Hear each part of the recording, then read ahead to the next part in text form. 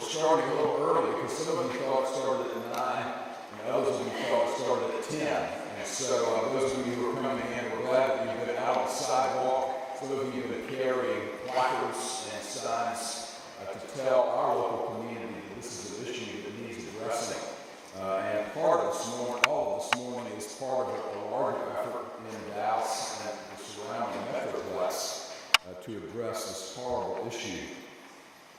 We're all here as partners, some from communities of faith, some of you are concerned citizens, others of you are directly involved in eradicating this issue.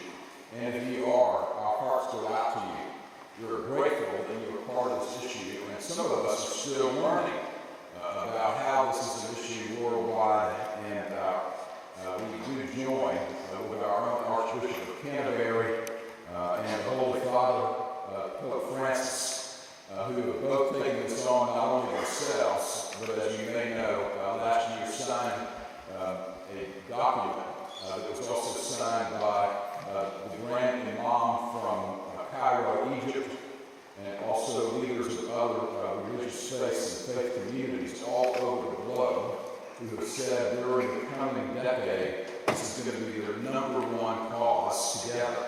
So Muslims, Christians, and Jews, and others, Hindus, and around the world are joining hands and hearts to deal with human trafficking. What we're also learning, of course, is this is an issue right here in Dallas County in the Metroplex. Before I introduce our mayor, I'd like to offer a prayer for our day, and for our morning, and for our life together, and for our work in this regard. Let us pray.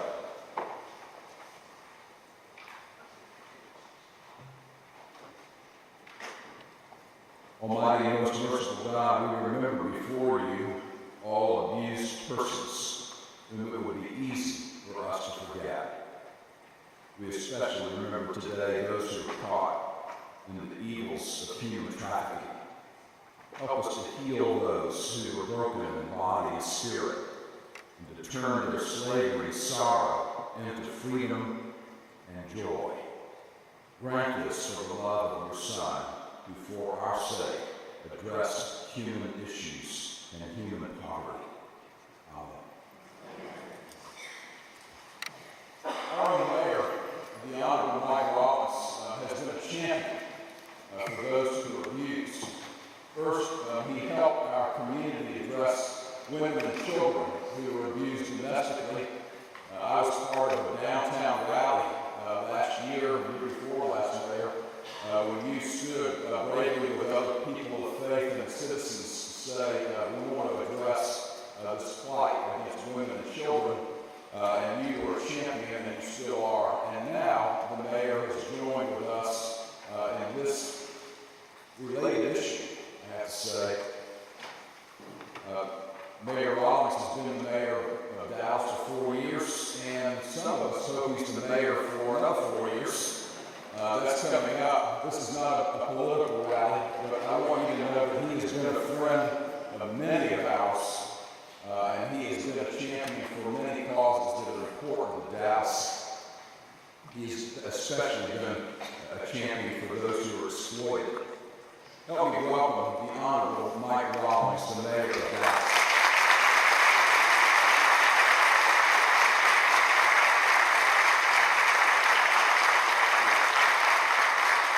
Thank you, Dr. Daniels.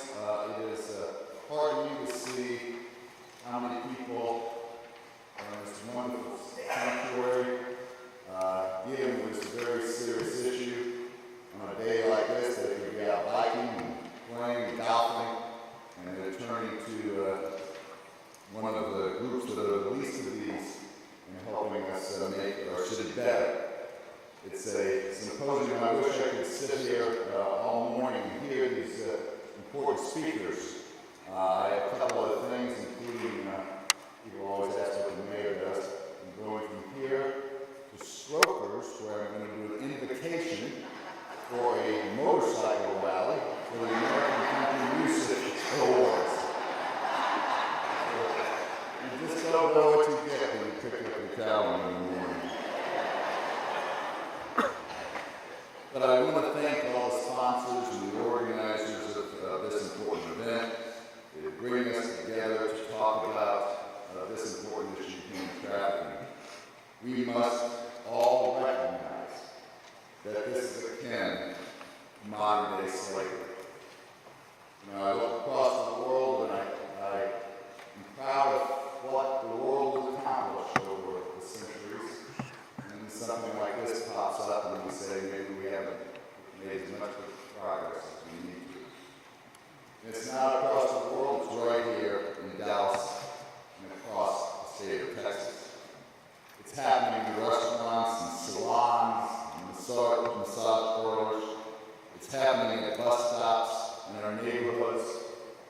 human trafficking is happening in plain sight. As I learned about this issue, and I am a freshman in this class, I've been shocked by some of the stories I've heard about cases of trafficking right here in Dallas, Texas. In one case, in September 2012, a 14-year-old girl who ran away from home was taken in by a woman and her boyfriend, a documented member of a criminal street gang. The couple arranged for the teen to engage in commercial sex acts. In another 2012 case, a man kidnapped a 15-year-old girl at the Dallas Greyhound bus station. The man forced the girl to use meth, and she ended up at a Houston truck stop, where she was raped. She was forced to engage in several commercial sex acts while at that truck stop. Both of these cases were successfully prosecuted by the U.S. Attorney's Office in the Northern District of Texas.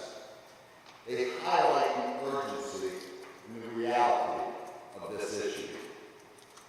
I want to thank the North Texas Trafficking Task Force for also partnering in this important issue to bring light on it and so we can understand it better.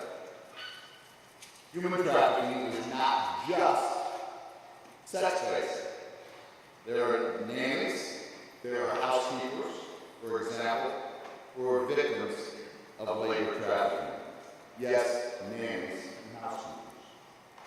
These are often people from other countries who come here legally, but they may be taken advantage of because they lack knowledge of the laws in our country. They are put to work long hours and are paid very little, sometimes nothing at all. We all have a responsibility to make ourselves aware of the signs of human trafficking, whether it be sex-based or labor-based, and report our suspicions to authorities. Now, as many of you have known, and the good Reverend said, I've dedicated a lot of time and energy to spreading awareness about domestic violence. And I know that you believe that is wrong as well. I made the point that domestic violence is not a women's issue, it's a man's issue. Somehow we men believe we have the right to be physically abusive to women over the last centuries. Well, there are clear ties between domestic violence and human trafficking. The same beliefs, the same trends. And as we know, human traffickers often physically assault their victims. We also know that women who are victims of domestic violence are often vulnerable, which could lead them to future victims of traffickers. Both of these activities must stop, and the root cause and the root answer is our culture, our beliefs, and how we approach one another in this world. For me, the fight against human trafficking is a logical next step in my campaign against domestic violence. We must come together as a community around this issue, and that's why I'm so thrilled that you're having this event today. When I think of what makes Dallas great, and I've had the opportunity to see things across the city of Dallas, I believe our faith-based community is the bedrock of that success. And when our faith-based community reaches out to deal with major issues that we face, scourges in our community, the tide starts to shift. May that be so on this issue. God bless you, and have a great day. Thank you.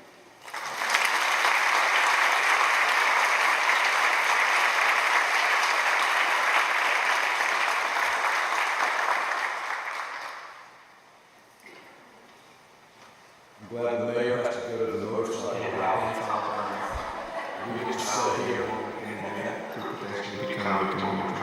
I am a victim of liver trafficking. I was victim of child sex trafficking, but now I own my body. Human trafficking is any kind of forced labor. It can happen to anybody. I am a mother.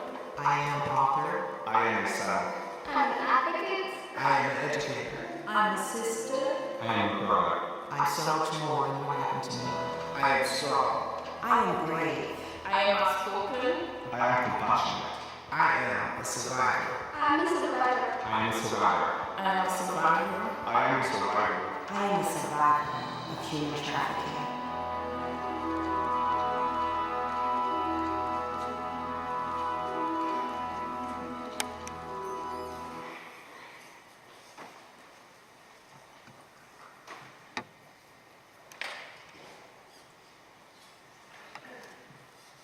Our morning is being sponsored and put together not only by two dioceses in this parish, but I also want to mention my profound thanks to the Dallas Morning News and to all their executive staff and their writing staff. 8 years ago, I came to the Diocese of Dallas, and the very first week I met Bishop Lambert. Bishop Lambert was in our diocesan office. Bishop Lambert is Hoss Cartwright size. He has more hair than Hoss Cartwright had. The day I met Paul Lambert, he had big Texas boots on. I came from the southeast, and I was not used to seeing someone who looked quite like that. And he had a nice purple clerical on and these big boots, and I thought, welcome to Texas. Way beyond that, though, the Right Reverend Paul Lambert has shown me he's much more than just that look. He has given us a great avenue by way of doing our ministry, especially compassion for those who are last and lost and least in our society. He's been a great witness and example to all of us, and he's a good leader of our diocese. Help me welcome the Right Reverend Paul Lambert, Bishop of the Diocese of East.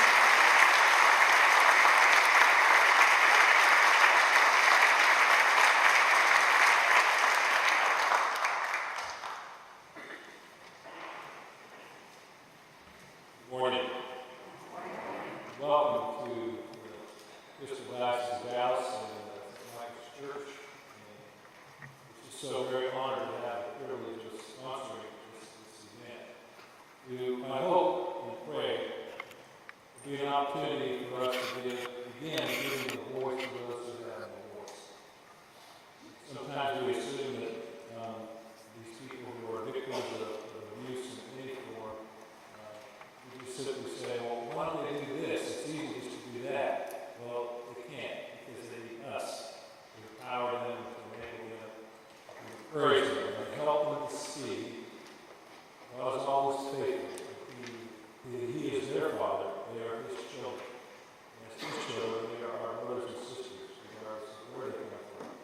We have a responsibility to restore them, to strengthen them, and encourage them. And we may be taking a small step here on this day for this symposium. To do so in the name of God, who will, by His grace, reach down and hopefully empower us to do greater things that we can never imagine. I want to thank my honored guests here, Archbishop Moxon, for his presence here among us, and hopefully we'll be forming a partnership and move forward with shine and light in the midst of the darkness, and begin to be the voice of those who have no voice.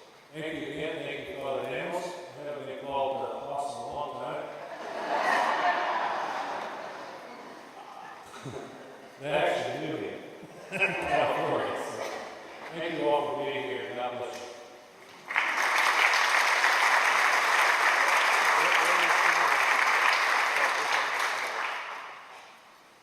Most Reverend Kevin Farrell, who's become a friend of many of ours in the Episcopal world, couldn't be here.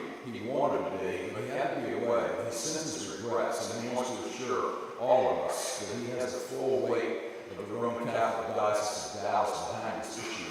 And when we began to work with his staff, some of whom were here, we were astounded.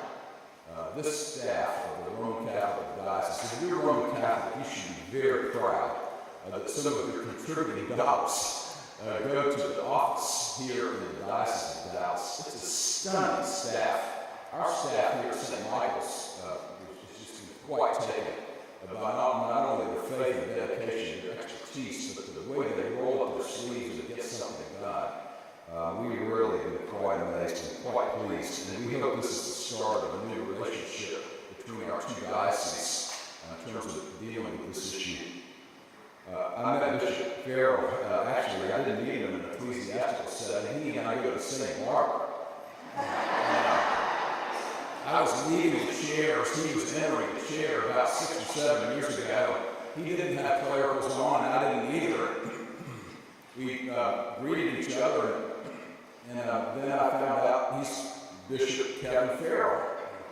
The reason I tell you that is because in that very ordinary setting, in that very normal day, he told me so much about himself. The way he treated everybody in that barber shop before I even knew he was Bishop Farrell was with dignity and respect. I thought, whoever this is, I already like him. And then I found out he was the Roman Catholic bishop. That's a great way to meet someone, especially of his authority. And so I'm glad to tell you that he's a good friend, and I know that he's going to be a champion for this. The next person who I'd like to introduce is going to actually lead our symposium. He's the Most Reverend Sir David Moxon. That's a lot of titles, but let me tell you why he carries those titles. First, he was the Archbishop of New Zealand, of the Anglican Communion and of the Diocese and the Province of New Zealand. He was also honored by his own government in New Zealand. That's why he carries the title Sir. He was knighted, not for any reason except his compassion. He was knighted because he's a companion of the Order of New Zealand Order of Merit. And the way you receive that Order of Merit is because of your leadership and compassionate ministers. That's a title that most of us would want to carry. Then he was elected by our own Archbishop of Canterbury, Justin Welby, to be the director of the Anglican Center in Rome. His primary responsibility, of course, is to carry all of the energy, love, and devotion that the Anglican Communion has to an interface with the Holy See, with Pope Francis, and with Pope Francis' whole staff, and all of what happens in the Vatican. It's a very important post for the Anglican Communion, as you can well imagine. And he's joined with the Pope and with our own Archbishop in being the leader of this issue. He is the founding director of the Executive Committee of Global Freedom Network, which is an ecumenical organization to eradicate modern human slavery. He's a champion in our own communion. I want to welcome Archbishop David Moxon.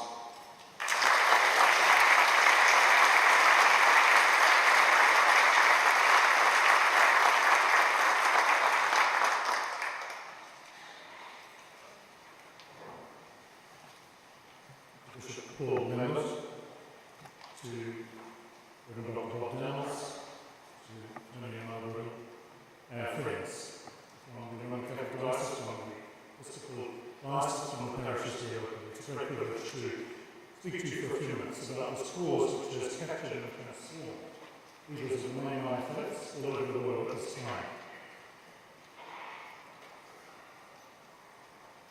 Briefly going to describe to you the process that led to the formation of the Global Freedom Network, an anti-slavery and trafficking multi-faith organisation that's only a year old, currently undergoing quite a lot of evolution and restructuring itself. Here's Pope Francis meeting his first Episcopalian bishop, Bishop of Indianapolis, Bishop Trafficking.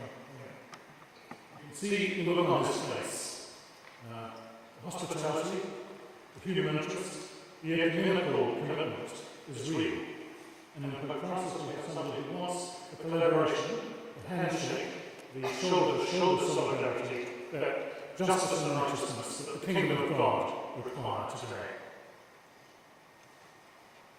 What's focusing us now, though, is the fact that millions of people like her, live lives without hope, without destiny, without fulfillment, without abundance, the kind of things the Christian gospel promises people in Christ. This is what is motivating us. Can we live in a world where she has to live and die like this? Her freedom is bound up with our responsibility. Our freedom is bound up with her freedom and her destiny. We cannot lie, we cannot be speechless, we cannot be inactive until she is free.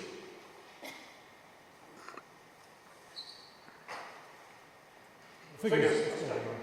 This is the Walk Free Global Slavery Index estimate of the number of people trafficked or enslaved at this time. It's debated, of course, like all statistics. I heard somebody the other say, I don't think it's 35 million. I think it's more like 28 million.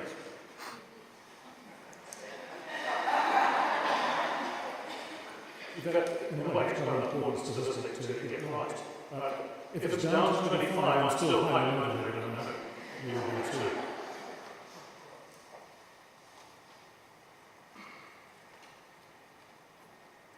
The definitions that the Global Free Network use for what counts as slavery today are no passport, or it's been taken away, no access to it, in other words, no citizenry, no rights, no ability beyond the country you're trapped in, no income, you're not being paid, and no freedom, you cannot leave. Those three criteria determine slavery today.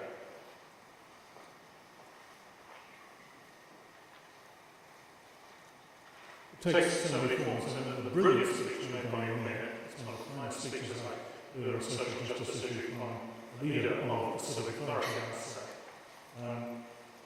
All kinds of conditions. Swift labour in factories, for example. People trapped in horticulture and agricultural situations, where sometimes they're sexually assaulted once a day.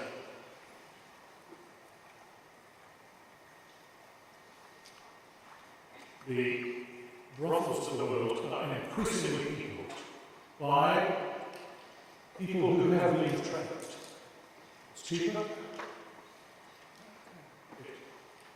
It is based on an illusion, the offer of a job, which doesn't exist, and the entrapment that you heard earlier. All kinds of different scenarios of situations. Mystic slavery, people working without a passport, without freedom and without an income, in quite respectable places. For Anglicans, and indeed for people of the British Isles, William will, of course, champion this cause, as many did in the United States themselves. He made this law. You may choose to look the other way, but you can never say again you did not know.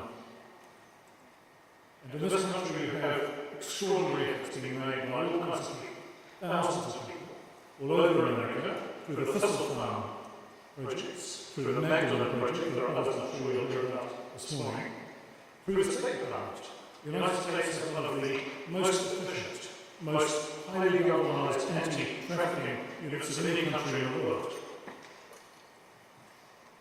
And yet, more slavery is being discovered, and it appears to be growing in certain places at an alarming rate.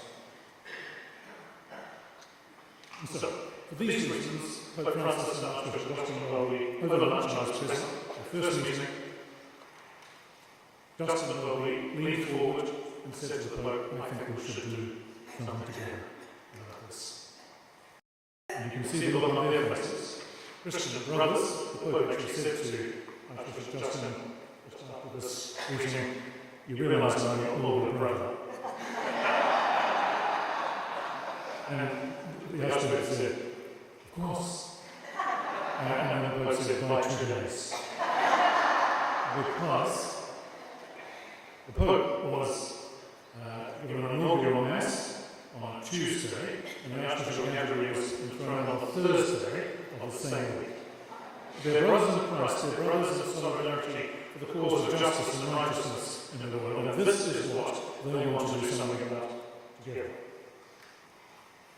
The Pope had already had on day 3 of his pontificate from Argentina, where he befriended someone who was a survivor from sex trafficking. He brought this to his papacy, and he wrote a note to the Pontifical Academy of Science and Social Science, saying, "Please research this story." Justin and Welby, within days of becoming Archbishop of Canterbury, also had a passion for the same subject. They were joined by Andrew Forrest, an Anglican billionaire who was big in the mineral industry in Western Australia. He was one of the reasons Australia didn't go into recession. Exactly. Decided to devote his fortune to fighting this cause as a Christian layperson. And he was looking around for faith-based allies. Because all the government work, all the NGO work, all the admirable work of people in rescuing scenarios all over the world were unable to stop the tide. It's needed are people to join them and offer solidarity and support and mobilise for turning the tap off so that the people trying to deal with the flood can see an end in sight. And so as a businessman, he has put millions and millions of dollars into this cause and helped begin the seed funding for the Global Freedom Network and join its board of directors.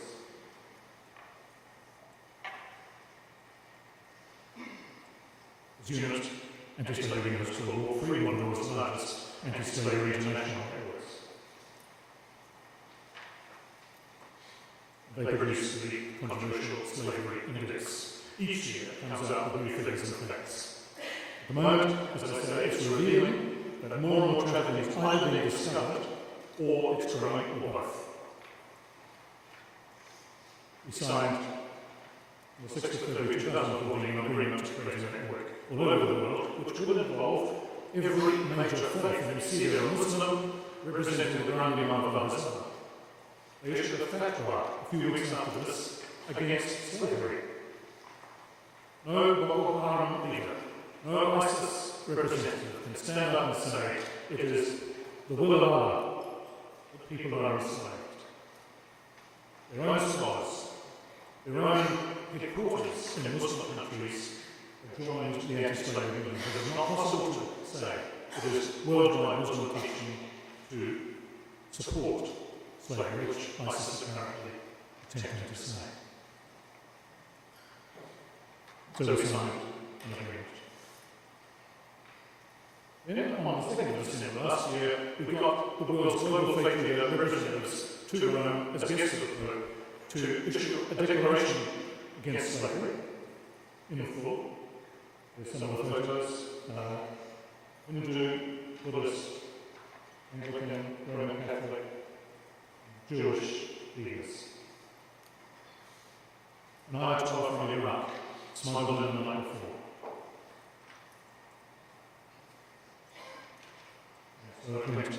Surveyed by CNN and Christian Unpoor to give a final value of rating of this.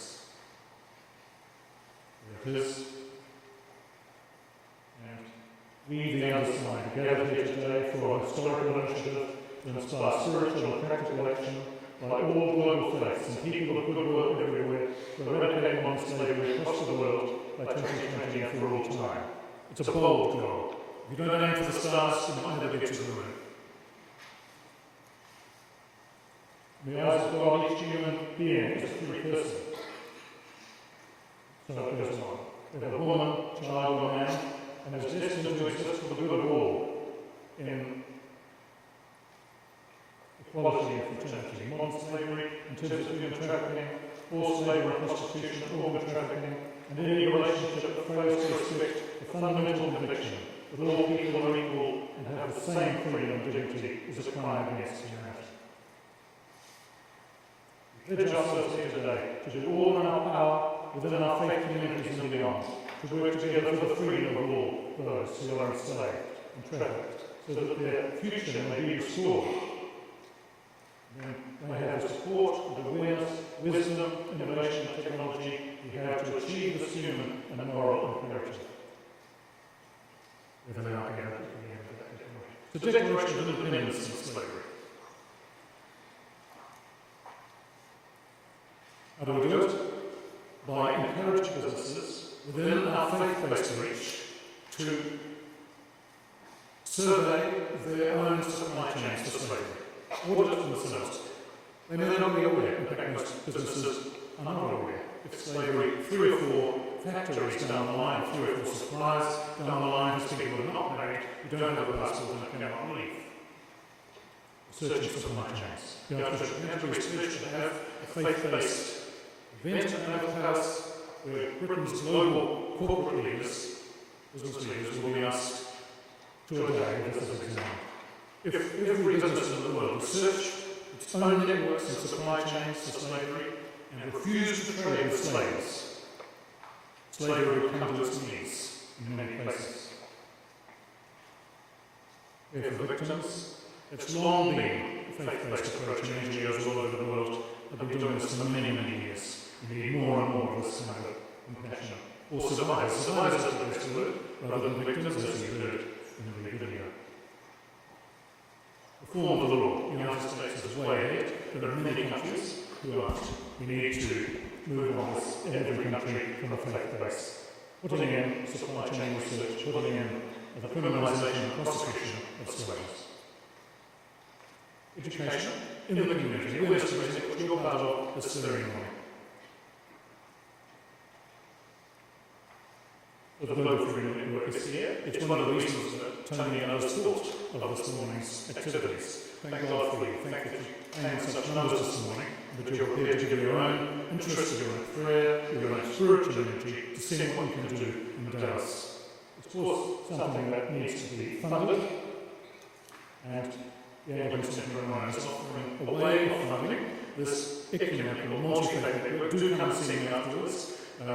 If you'd like to make a pledge of some sort and respond, I have a form here to enable you to give to the Global Freedom Network through the Anglican Communion to make this a reality.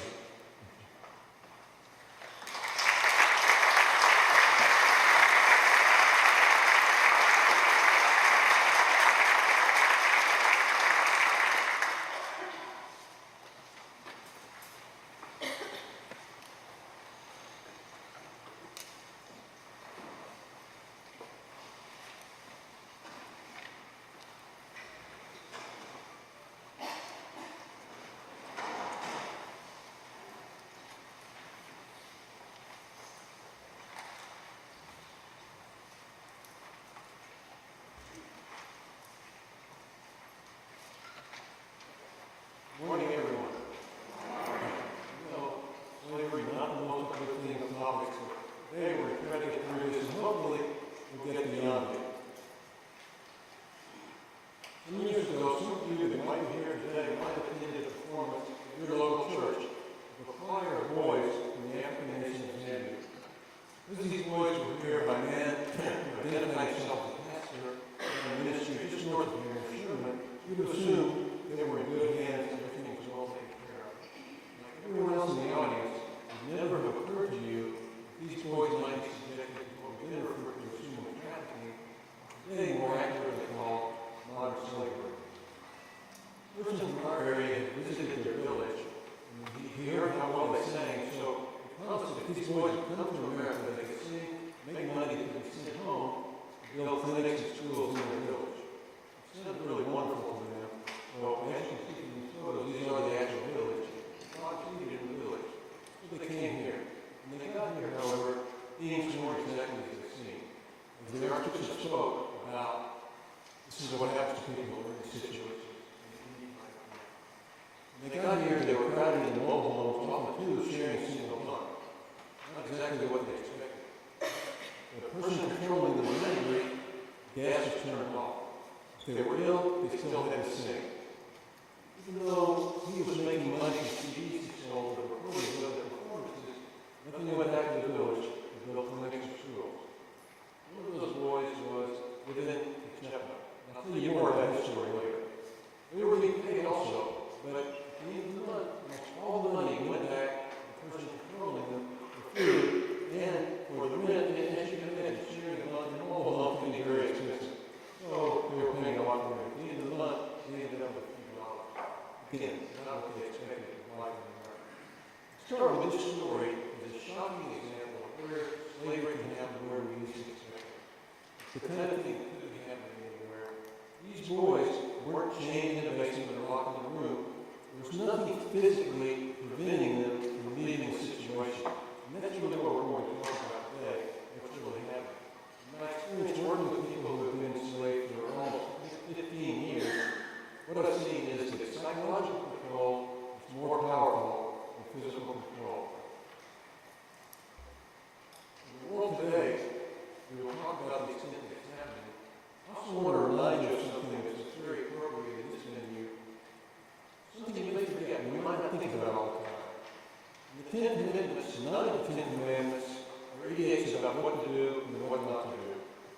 Only in one place, in the First Commandment, God self-identifies as one who brought you forth from the land of bondage. So people are asked to view God as one who ended slavery. Something that it might be a good idea to think about when you talk about ending slavery in our world today. It's happening in our country, it's happening around the world, it's happening in our state, it's happening in our community. What we're going to talk about today is, if this is really happening as much, why don't we see more of that? Why do people just run away from this situation? And what can we do?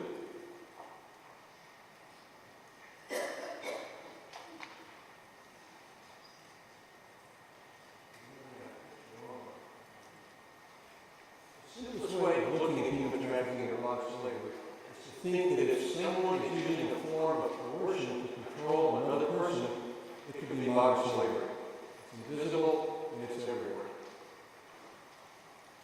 Let's step back a minute and think about something that happened a while ago. Many of us have heard the story of Frederick Douglass. Frederick Douglass wrote a memoir about his life as a slave over 100 years ago. Frederick Douglass wasn't chained to the basement or working in a plantation. He was owned by a man in Baltimore and Maryland who sent him into Baltimore to work every day. He then brought him the money that he gave back to the owner. So it was the environmental circumstances surrounding him that made leaving next to impossible. That's really what I'm going to talk to you today about, is why that environment combined with some sort of psychological control leads to modern slavery. And the answer to modern slavery isn't simply physically removing somebody from that situation. It's something more subtle. It really involves psychologically empowering the person to be free from that. A woman jumped out of a second-story window of a house in Mid-City's neighborhood, not far from us. She sprained her ankle, she hobbled off, and contacted the pastor of a church frequented by members of her community. He in turn contacted local law enforcement. They began an investigation and found that the couple owned the house, that house, was operating a commercial sex operation with women from their country in the house. They felt that they owned these women. Some neighbors thought something unusual might be going on, and others just thought family and friends in their own community came to visit. So if you're asking yourself, how much is this happening in the world? Number one criminal enterprise, the most profitable criminal enterprise in the world today is trafficking in weapons. All in a close second, and a dead heat for second, trafficking in drugs and trafficking in human beings. As the Archbishop told you, it can be any type of occupation. There are people, there are American kids who run away from home, get trapped out on the street and do commercial sex work. Women from other countries get trapped into that. Agricultural workers out on the farm, manufacturing, people working as welders, people working in nursing homes. And as he said, the most private, people working in private homes as domestic servants. So you might ask yourself, if this is really happening to the extent that we've heard about today from the speakers so far, why don't we hear more about it? Why do we see these cases all the time being controlled? The challenge is that people who are being controlled, who are being enslaved, often do not see themselves as such. That's the real burden all of us need to get through. Again, psychological control can be more effective than physical control. To illustrate just how complicated it is for someone in that situation to get out of there, and why people don't self-identify, I'm going to tell you about a case that happened locally, give with some details to explain why it is that people feel such a challenge. So at least conducted raids of some massage parlors in our area. A lot of women were taken into custody, and several of these were referred to a shelter, to my agency, the agency where I work, Mosaic Services. Women that were referred there for services, they were referred to a shelter counselor will be available on a regular basis for these women to talk to if they want to. And I say if they want to in a very meaningful way. No one is told you need to go to a counselor. Giving the person a choice of whether or not to talk to a counselor is a simple act of empowerment for someone who is in or someone else's control to control what to say and what to do when they make the time. So something the counselor would typically hear would be, I chose to do this. I owed a lot of money. Now, I'm going to interrupt myself here. It's one of my specialties. I want to let you know, in some countries, if you're in debt, the person you owe the money to is viewed as being in a position of power in the eyes of society. In America, we might be really stressed out by anxiety. But in many cultures, the person the money is owed to is in a position of power. In some societies, until fairly recently, that person would have been viewed as being in a position of power even in the eyes of the law. We've all read about debtors' prisons historically in our societies. In fact, it's probably shocking to hear that just a few weeks ago, I read about a prison in an American state that was operating as a debtor's prison and had been shut down by legal action. So back to our story. I got into debt in my country. I owed a lot of money, and things got even worse for me. I couldn't get out of debt. So I was offered a good job in America. I looked great. I knew if I came to America, I could start paying off the debt, sending money back home to take care of my family, and have a decent life for myself. To get the job, I had to get into even more debt, pay for the ticket to get the job, but I did it. I came to America. As all of us know, in America, money falls from the sky.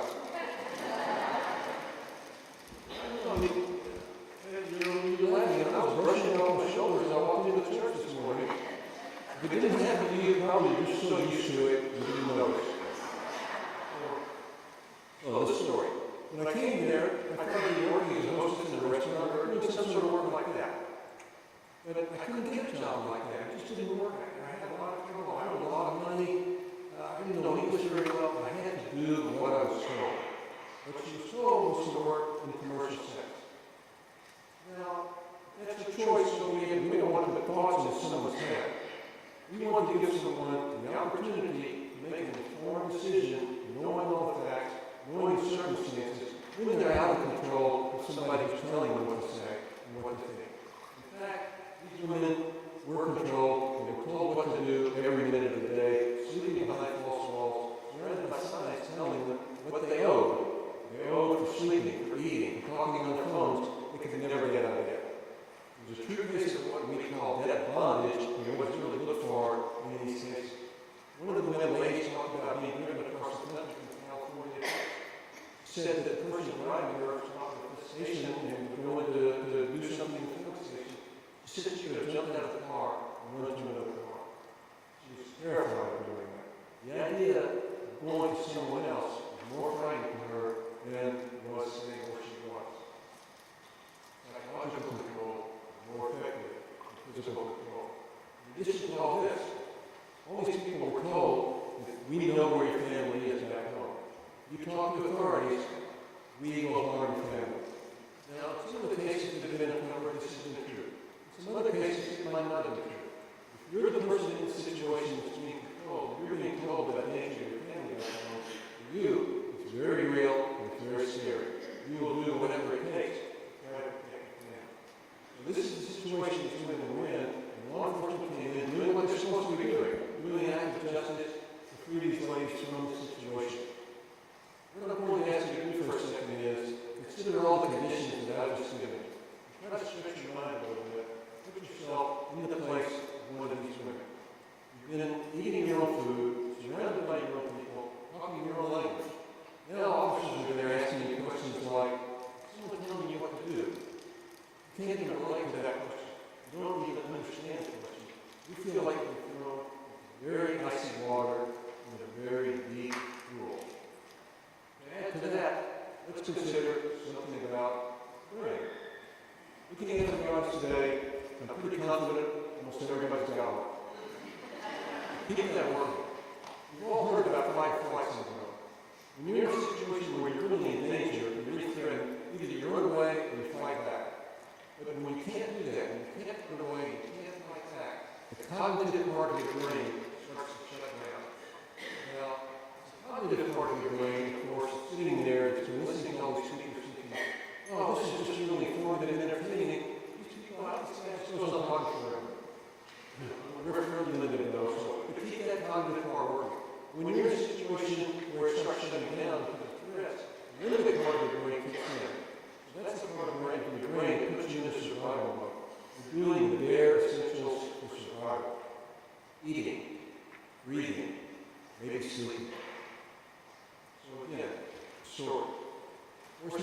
asking you questions.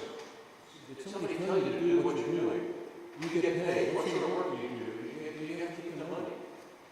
Your inability to answer these questions can be viewed as a form of post-traumatic stress disorder. We've all heard about PTSD lately because of veterans of wars overseas that are returned to the country. In addition to PTSD, there are other obstacles. Maybe you don't speak the language very well.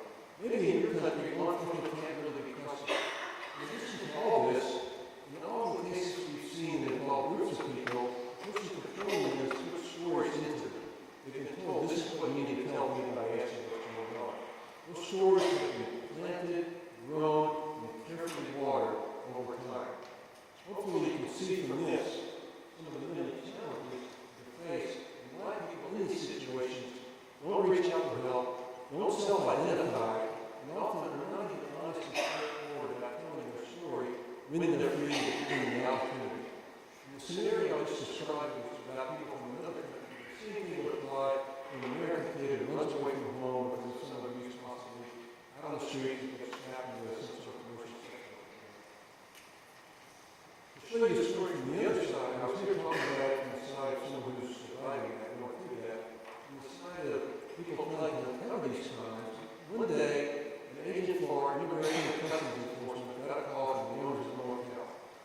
He was told there's some people working for me here, and you're in the country legally, you need to come have them removed.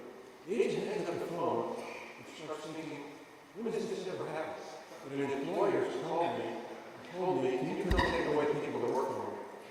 Something wrong with this picture. Maybe the employees have something on the owner, but he doesn't want me to find out. This could be a motel Leo said walked into, by the way. National chain, independently operated. So the agent starts investigating. He finds out these people are working regular jobs in the motel. One's front desk boy, other jobs like that. They're being paid $1,500 a month, which they're depositing in their bank. Regular 8-hour shifts at the motel. Does that seem like tragedy to any of us listening to this story today? Doesn't let go of it. As he investigates further, he finds out that although they're being paid $1,500 a month, the next day they're writing a check back to the owners of the motel for, guess it, $1,500. Regular 8-hour shifts, but they're waiting many nights being lectured to by the owners of the motel. As he investigates, he uncovers more and more details like this. This was uncovered by a very determined agent for Homeland Security and a very determined assistant United States Attorney. As we talked about earlier, Archbishop mentioned this, I know, cases in private homes of domestic servitude are even more difficult to identify.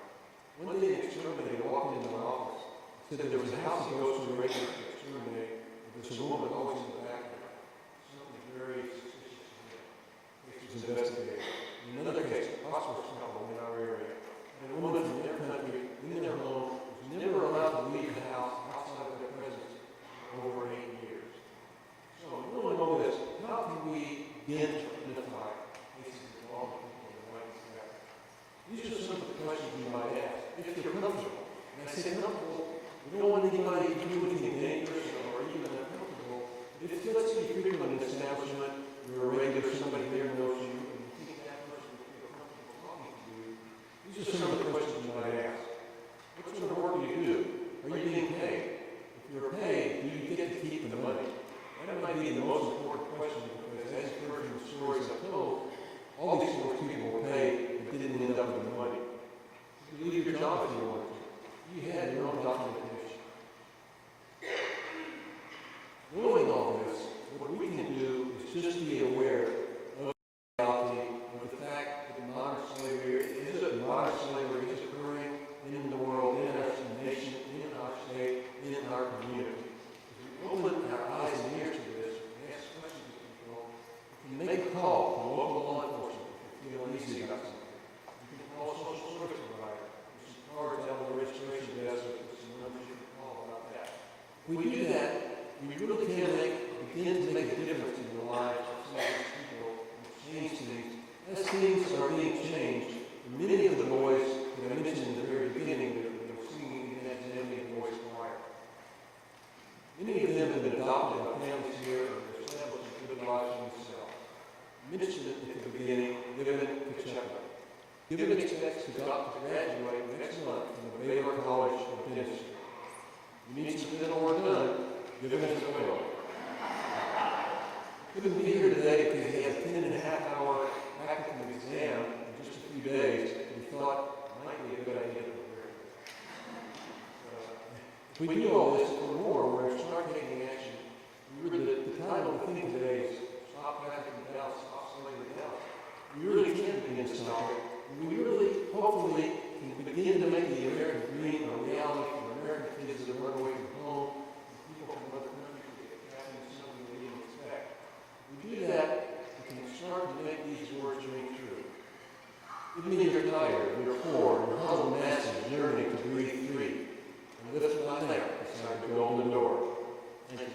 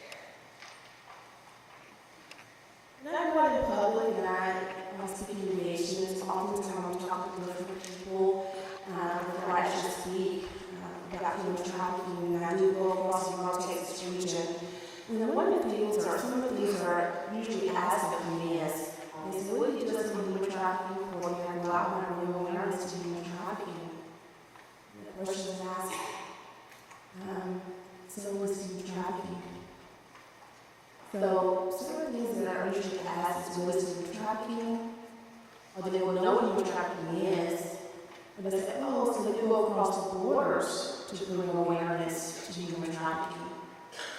They're not aware that human trafficking is here in our communities and our neighborhoods, is very prevalent. So I explain to them that yes, human trafficking is very prevalent. It's a global issue.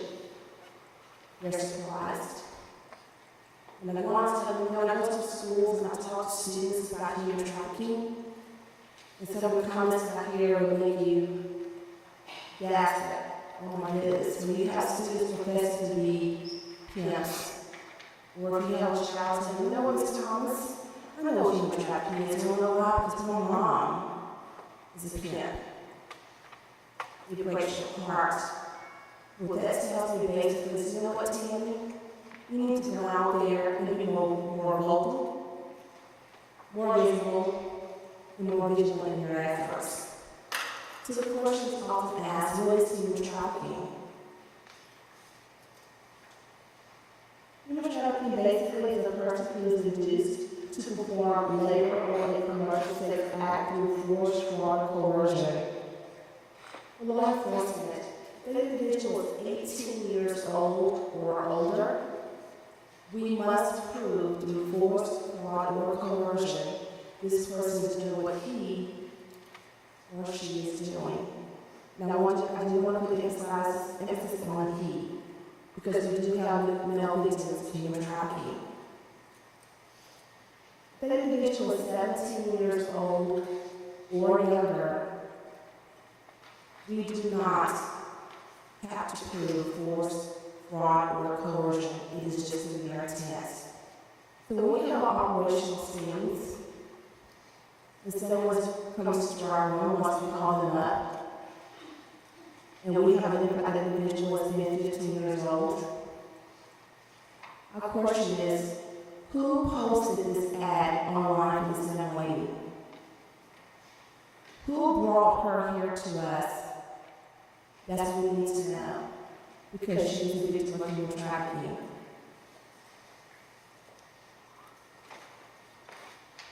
There are 3 elements that are necessary to the definition of trafficking, which are the process which is recruiting, the harming, and transferring of an individual by means of force, fraud, coercion, for the sole purpose of committing a commercial sex act, involuntary servitude, labor.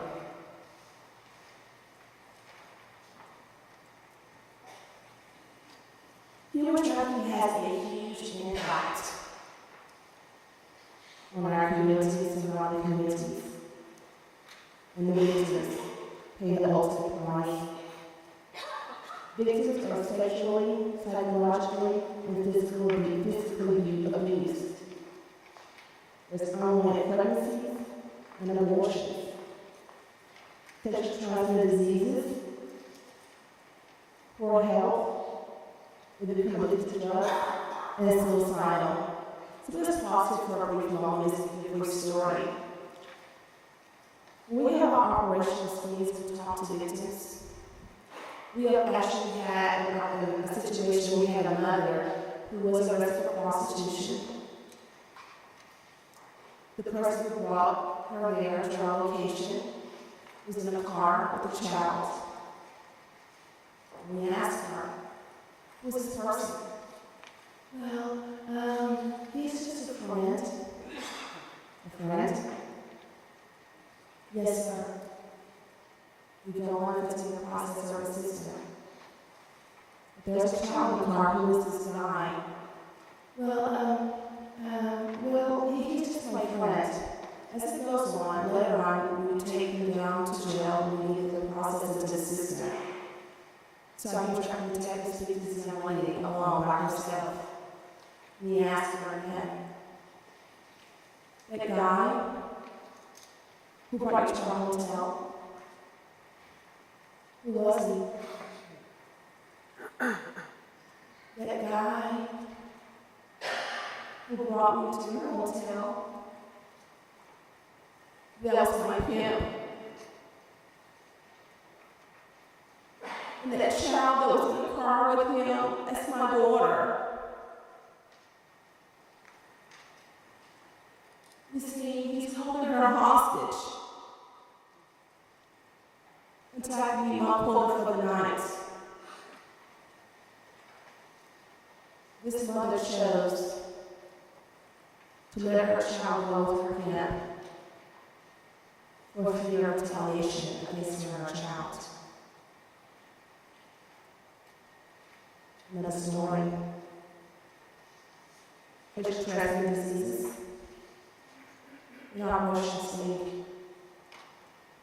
Arrested 2 young ladies. They came to my room. We were processed into the system. They were laughing, having a good time. I'm thinking, do they realize the seriousness of the situation? Are they aware that they're going to jail? So I started asking questions to the leader, and I was the leader is. Last question was, do you have any kids? Yes, Miss Thomas. How old is your child? Her whole attitude just changed. It's like she suddenly realized, my goodness, I am a mom. And there are the consequences of my actions. My child is 2 years old. As I hold a conversation with her, her friends starts crying uncontrollably. Like, excuse me a moment. Are you okay? She tells me, no, Miss Thomas, I'm not. Can I do anything to help you? Miss Thomas, please don't judge me. You don't know my story. I told her, we're not here to judge you. We want to help you. Please let us help you. You don't understand. You can't help me. My life is over, Miss Thomas. You can't help me. My life is over. I'm full-blown age. I'm 18 years old. And I found out I was 17 years old. My parents did not love me. My mom did not want me. He came along and said, you know what? I love you. Don't you love me? If you love me, you would do this for me. Miss Thomas, I told you I did not want to do this. But he told me. If you love me, you will do this for me. So she did. As a result now, she has full-blown AIDS. That's one part of the story. The second part is this. If you know you have full-blown AIDS, why are you out here doing what you're doing? She tells me, I asked the question because we're not going to judge. Ms. Thomas, you don't know my story, you don't understand. I have AIDS, I cannot find a job. No one will hire me. This is all I can do. And my boyfriend, I love him. I told him I had AIDS, I tried calling him and reaching out to him. His number has changed. I can't reach him on Facebook anymore. I can't find him. So there we have a victim who had no more support from home, no one who loved her. She found someone who she thought did love her. She was vulnerable. She did not want to lose him. So she decided to do what he asked her to do, and as a result, now she has full-blown AIDS. The impact it has in our community. Family members experience hardship when their loved ones are in this situation. I cannot tell you how many phone calls I've received from loved ones desperate. Ms. Thomas, can you please help me out? I think my daughter's boyfriend is exploiting her. Please help me. I'm helpless. Please help me save my baby.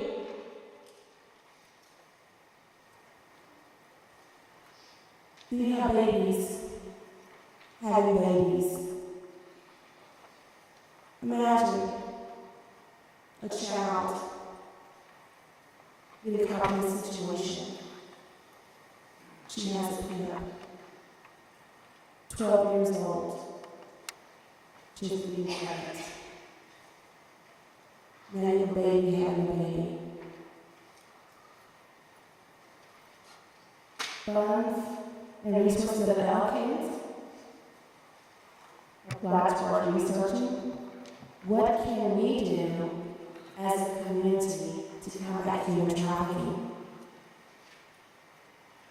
What does statistics show us? Where's the problem at? This requires research. What can we do? Who can we partner up with? This all requires research. Awareness efforts. My task force team and I were out there on a daily basis trying to bring awareness to human trafficking.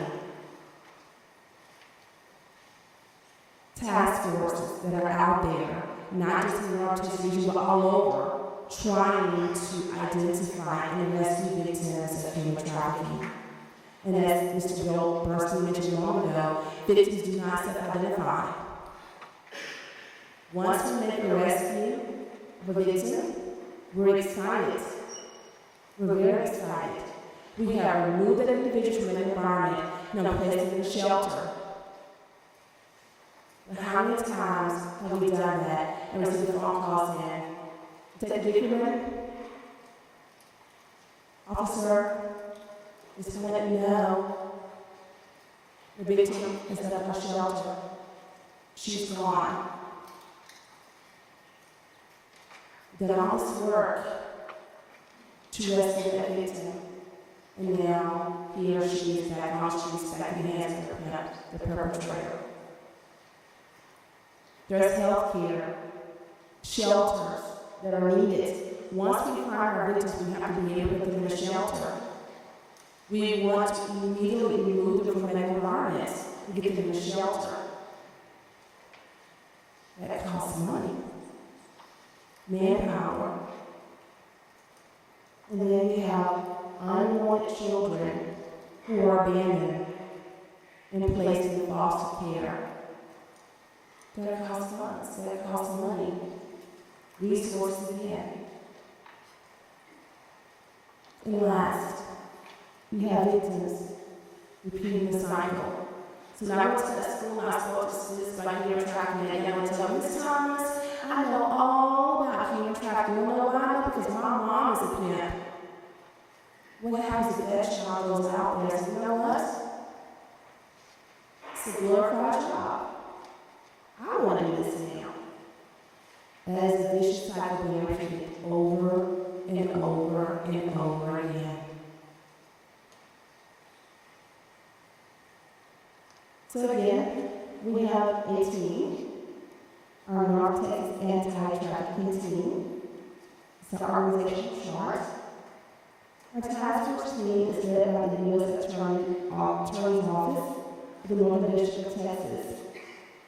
Our partners are our task force officers, which is from the Arlington Police Department, the Dallas Police Department, Fort Worth, Homeland Security Investigations, along with a host of other federal, state, and local law enforcement agencies.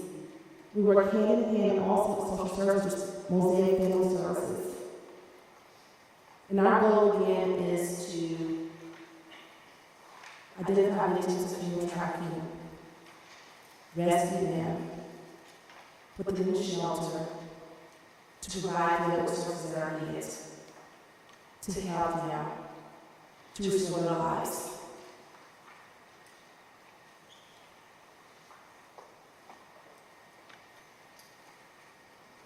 So what efforts are being made by our task force team? And when I say task force, our task force part is the law enforcement side of that. I'm actually a civilian officer, but our task force are police officers, special agents that are out there. Again, we conduct ongoing operational schemes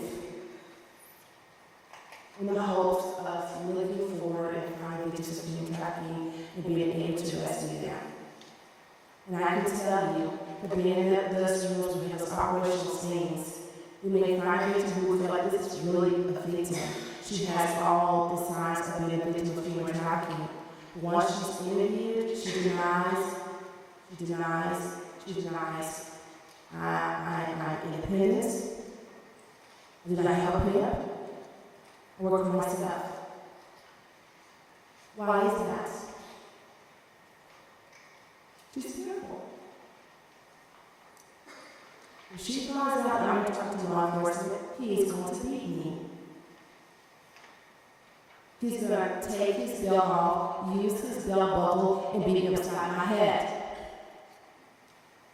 It's going to hurt my family if I tell them that he's my pimp. He's going to kidnap my babies and take them away from me. I can't tell law enforcement I have a pimp. So no, not only that, we also have those individuals who are in love. I love him and he loves me. There is no way they're going to destroy our family.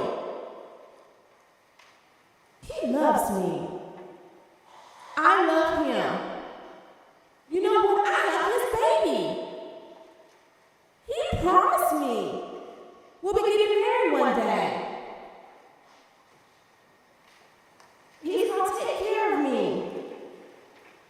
He is asking to be patient and just wait. We need the money. So I don't mind doing this. So she released her pimp.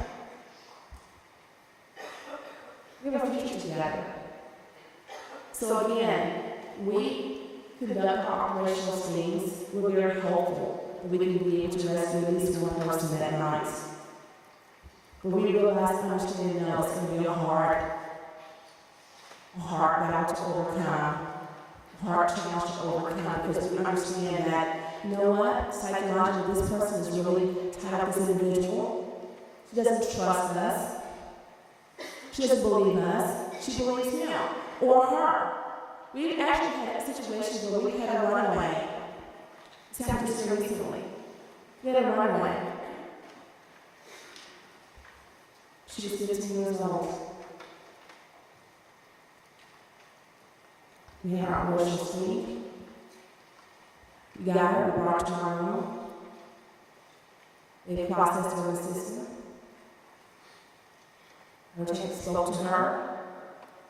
As it all turns out, my mom does not love me. My mom chose her boyfriend over me. Her boyfriend does not love me. He does not even like me. I left. She left her home at night. No money. Cell phone was low on charge. Down the old doctor's house. Someone pulls up. They see her. Are you okay? Yes, ma'am.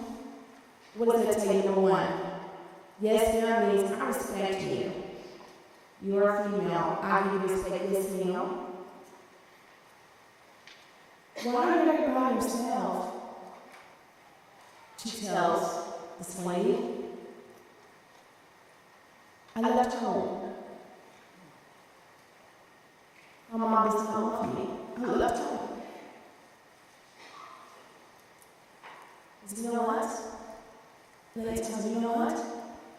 It is too dangerous to leave you by yourself. I cannot let you be by yourself out here. Let me take care of you. Come to me. It's too cold out here. It's nighttime. Let me take care of you. Guess what? She was vulnerable. 15 years old. This is a female. I can trust her. We're nurturing, right? I can trust. She went with her. Lady took her. Got her something to eat. Got her some clothes. She tells her, you know what? You're beautiful. You're beautiful. When was the last time she heard those words? It's probably been a while. She lowered her guard some more because now, number one, she's a female. I can trust her. She's nurturing. She gave me a compliment. This is how the story goes. As it all turns out, that female who rescued her off the street ended up being a pimp. Took a picture of her, posted it online, and put it out on the street to work for her. And that's what we see a lot of. They're vulnerable. They want to be loved. They want someone to love them.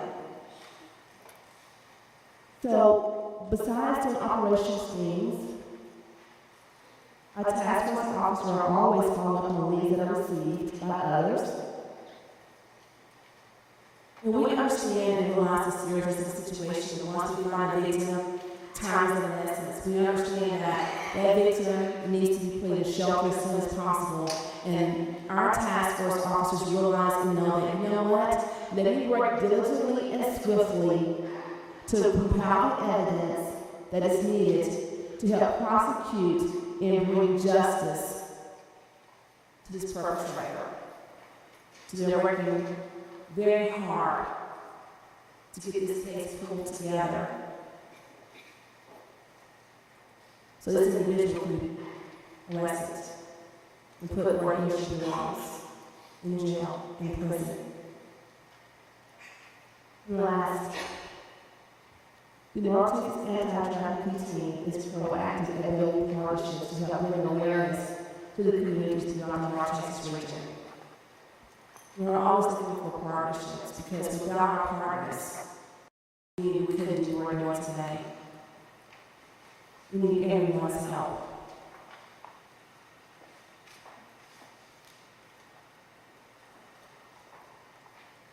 Human trafficking destroys a person's dignity and strips away an individual's humanity. At its core, human trafficking reduces humans to property. This is a global issue. You can take a stand and make a difference. Thank you very much.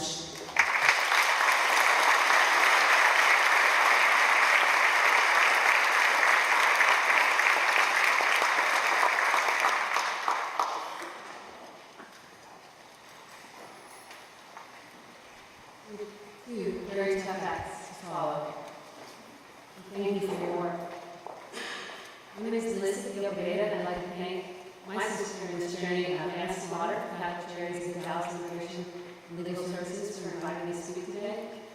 And I'd like to thank all of you here who are here to listen, observe, and act upon those issues that were presented today. It's very inspiring to see so many women and men of clergy and in leadership with our mayor, and ordinary people like you and me coming together to rally outside and bring awareness to our community, because that's really where it starts. I woke up this morning, was thinking about what I would say when on a run, and what really impacted me was telling them that when leaders speak on the important moral issues of our day, ordinary people respond.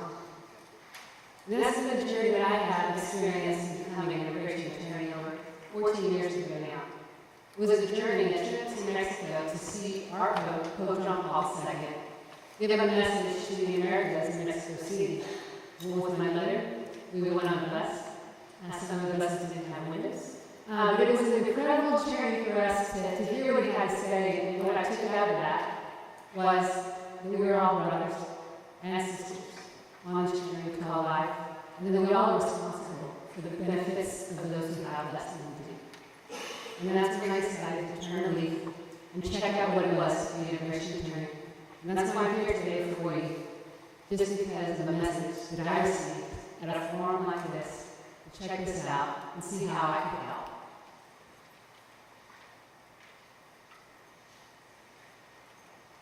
Thank you so much, Archbishop, for the wonderful words you shared about the ecumenical work that's being done on a global level.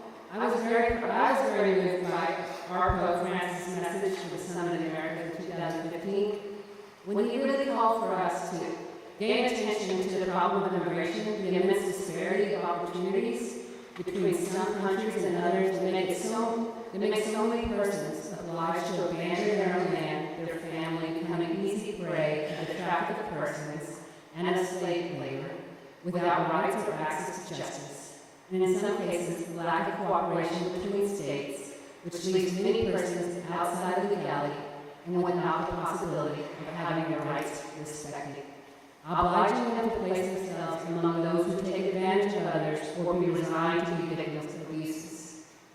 And in essence, it's this very message that Bill and Tammy have brought to us today. Those individuals, the most vulnerable, children, women, victims of sexual abuse, who we stand today to try to figure out how do we address this issue. It's so complex, it can be so invisible, and where can I help? I'm not going to go too much into what human trafficking is, because it's been very well explained. As we have all said, it's the modern day form of slavery, where migrant workers, people who are in sweatshops, people in the sex trade and domestic servitude, are victims of those who call themselves their employers, their helpers, their friends, their mothers, their fathers, in some instances. There is a very big difference between what smuggling is and what trafficking is. Smuggling is for the purpose of obtaining illegal entry into the United States. Trafficking, on the other hand, is the recruiting, the transporting, the harboring, the providing or obtaining persons, as we've heard, by force or fraud or coercion, for the purposes of exploitation. There's also an issue related to consent. When a person is smuggled, usually they are given a consent to be brought into the country. Trafficking, that's not necessarily the case. They may or may not have consented, or consent is rendered obsolete once they arrive and see what they were enticed to enter as the money's falling through from the sky that we'll talk about. The result in smuggling ends with the arrival into the United States. With trafficking, it involves an ongoing exploitation.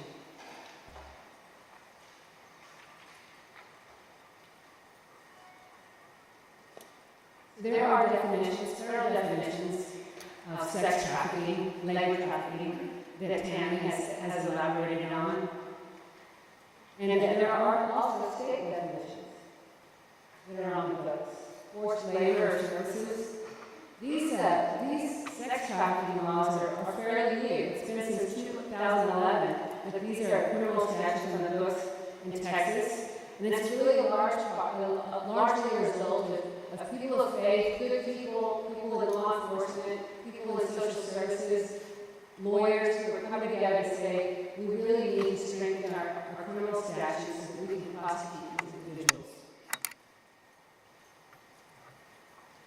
In fact, Texas has a human trafficking task force at the state level, and that's a result of a 2009 legislative session, which began to study the issue, and now they have annual reports that you can look up online and see who people are in the trafficking task force and the good work that they're doing.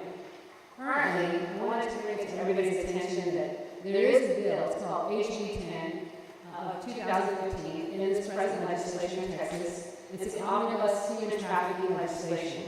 It's remarkable, you won't believe this, it passed 145-0 in the House, and it's awaiting action in the Senate. It takes effect on September 1st, 2015, and it would apply only to a criminal proceeding that commenced on or after that date. And what this bill would do was it makes various changes to the penal code, to the Code of Criminal Procedure, to the Education Code, to the Government Code statutes dealing with prostitution, trafficking in persons, and other crimes. They're listed here.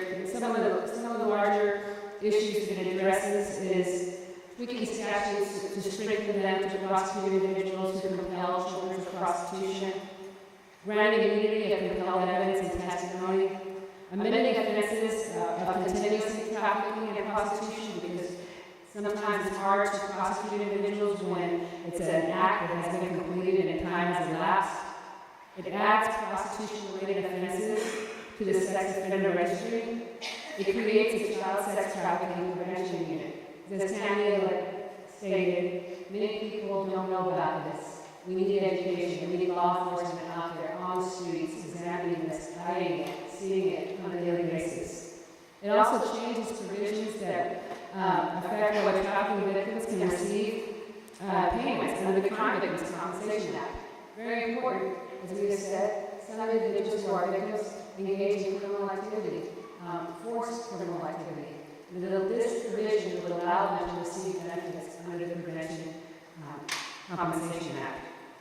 It also includes provisions for child trafficking in the Texas education agencies so that local school districts can get involved and help identify children who may be prey to this sort of activity. And it adds human trafficking to the list of required judicial training in different contexts, and it adds other individuals to the state trafficking task force.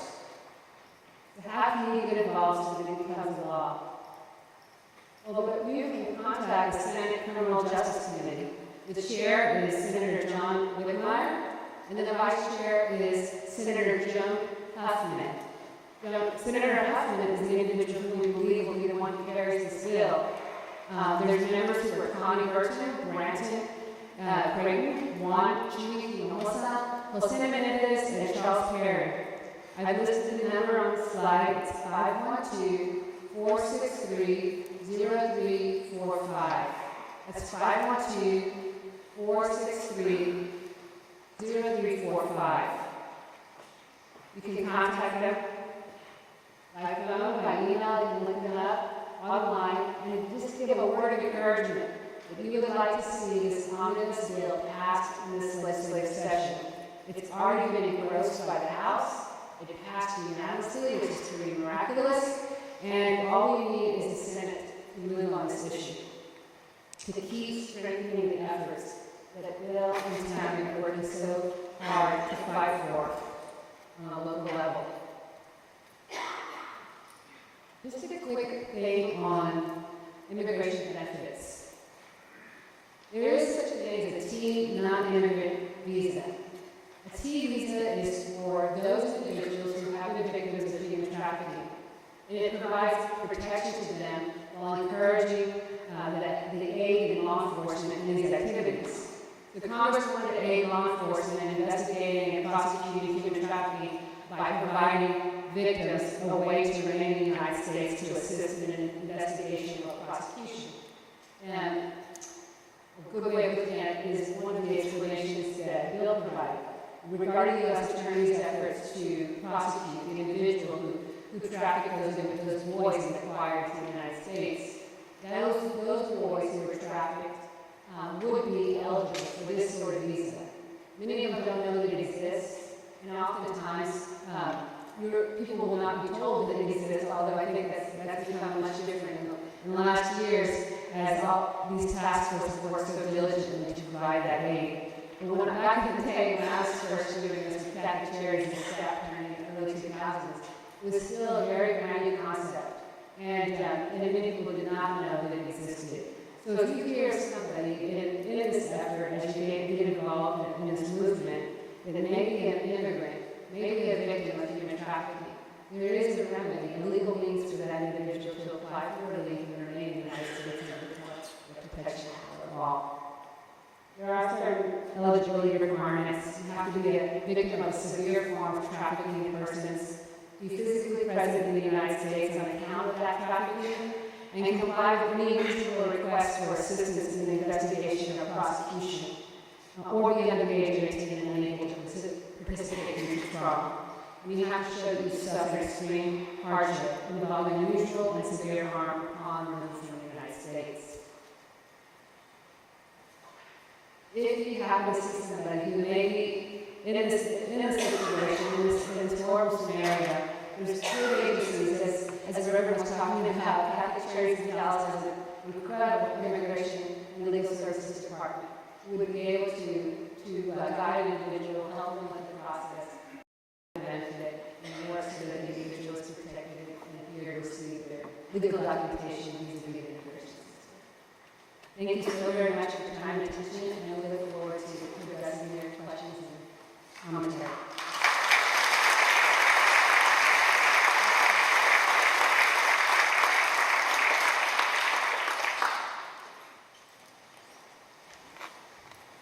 I am Jeanne Phillips.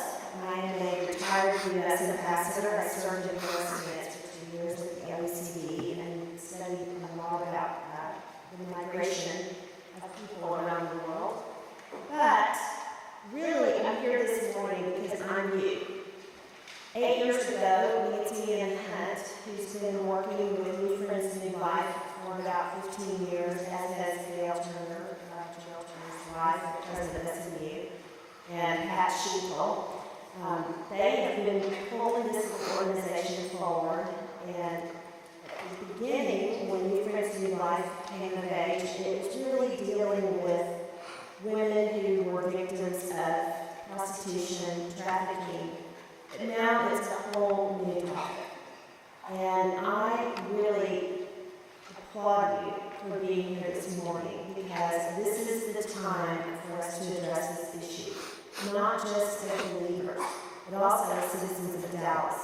So Nancy Ann sent Kay Pettigo down, the executive director of New Friends New Life, and she came to my office in town, and I was like, okay, I've got 15 minutes to get going, and she totally captivated my heart. And I started off I'm really more involved on the political scene, but I've done a lot of work in Dallas on a number of issues to try and make Dallas a better place. At the time, I had a 14-year-old daughter, and Katie told me that the average age in Dallas of a girl who's picked up on the streets at when I was 13. We have 432 children on our streets every single night who are, as Tammy described, terrible victims of neglect. Sometimes their own mother has sold them because she needs drug money. Sometimes their father or their uncle or the mother's boyfriend or an older brother has abused them at home. Sometimes it's a little boy.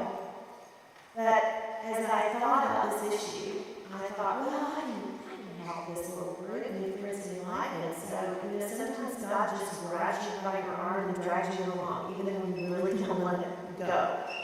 So I first donated my speaking honorariums to them. That's good. I'm going to pat myself on the back. And now I find that I am one of the people in Dallas who's really trying to help them grow their service. They served about 2,000 women and children last year. They could serve about 10,000 if they had the resources. North Texas has a problem. Texas is number 2 in the nation. Dallas is number 2 in Texas. And I know someone who all of the great things that have happened to me in my life have happened because I ended up in Dallas. And I have felt truly sickened by the fact that we have beautiful museums, beautiful parks, wonderful citizens, awesome faith community, and yet we have this dark side that we really have to address now. I wanted to just tell you a couple of things. Every time I say that I'm working on this issue, people say, oh, is it because we border Mexico? No.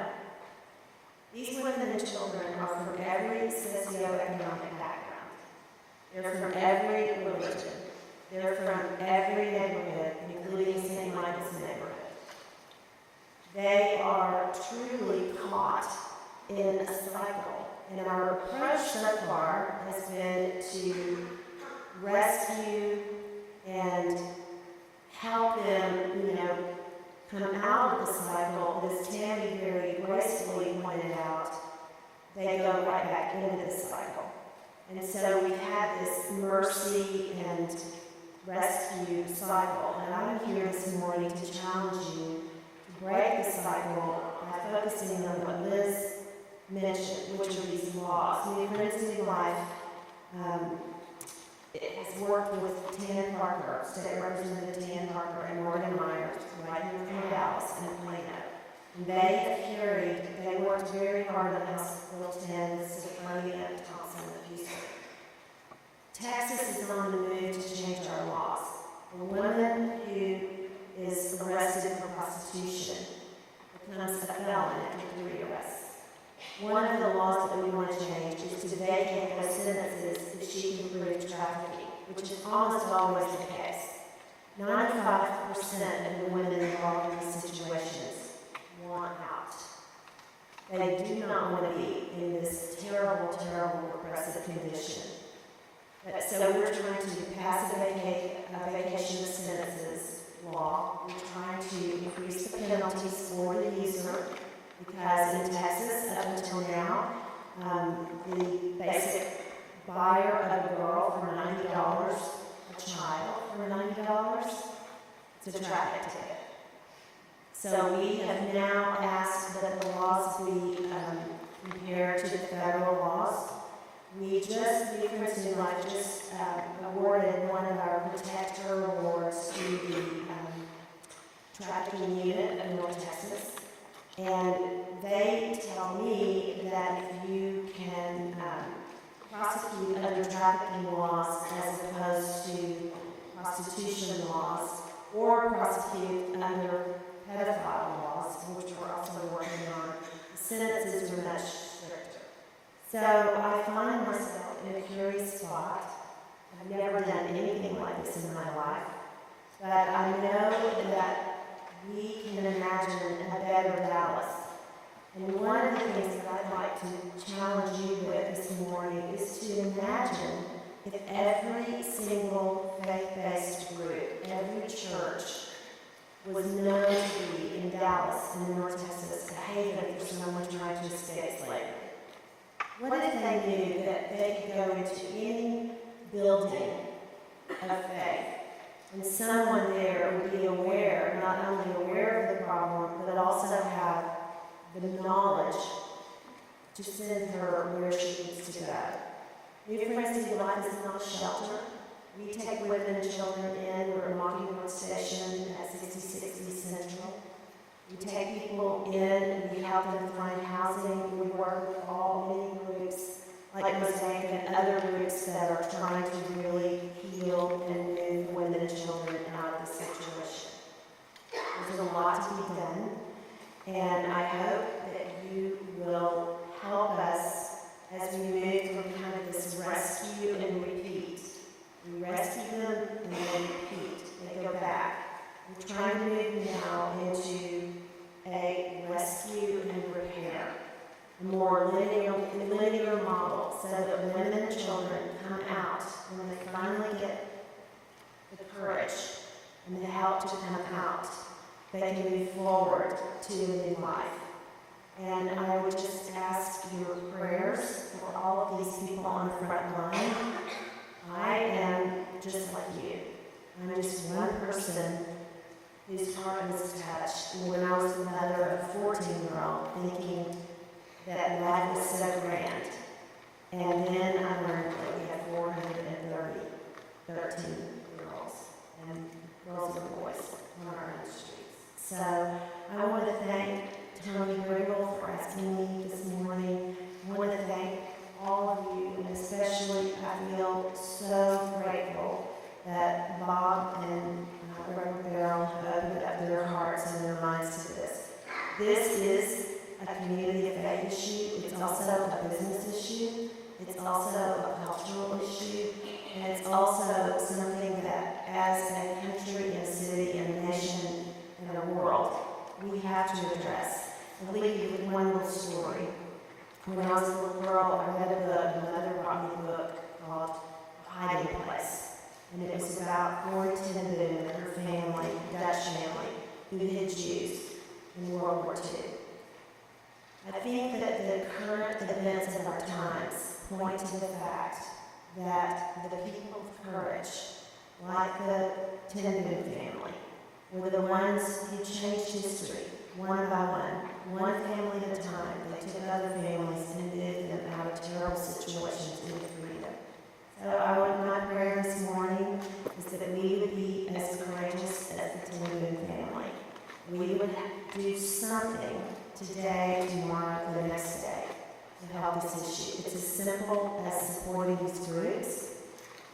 New Friends in Life has volunteer opportunities, and thousands of them, if you want to do some hands-on. And the thing that was mentioned, please write your representative and your senator right now, because this legislation is historic in Texas. And we have about 42 days left in the session, and this will be monumental change in Tammy's ability and our other law enforcement officers' ability to help reduce these statistics in our very own state. So thank you very much for having me.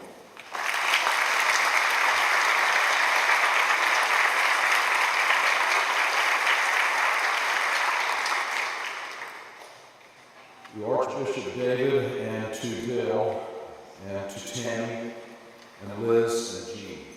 Thank you so much for your time, your energy, your devotion. Let's thank them again, our panelists. Thank you so much.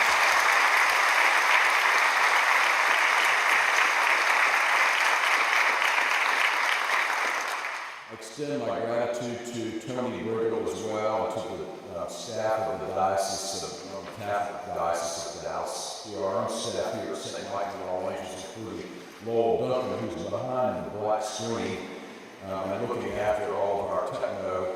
And I also want to thank the American Friends of the Anglican Center in Rome, all of whom are here and having their meeting. And part of the energy of having this symposium this morning is because that's become a major theme of the Anglican Center in Rome with, of course, the Pope. So we are very grateful to all of those who come from all over the country and literally other countries to be here for this meeting.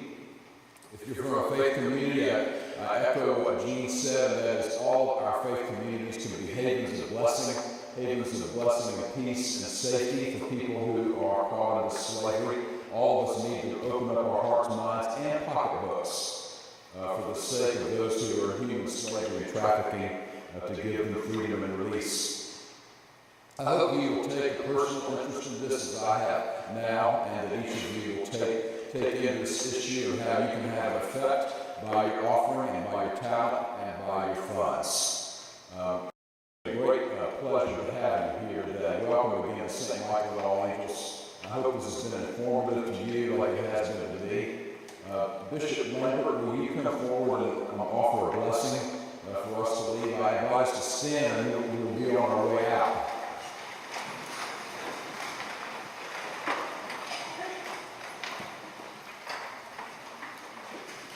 We want to give people moments of questions if people wanted to ask a question. If you want to go ahead and do this.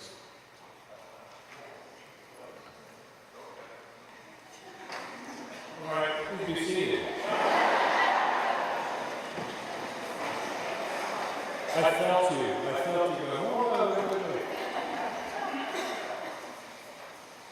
Oh, do we have a question for one of the members of the panel?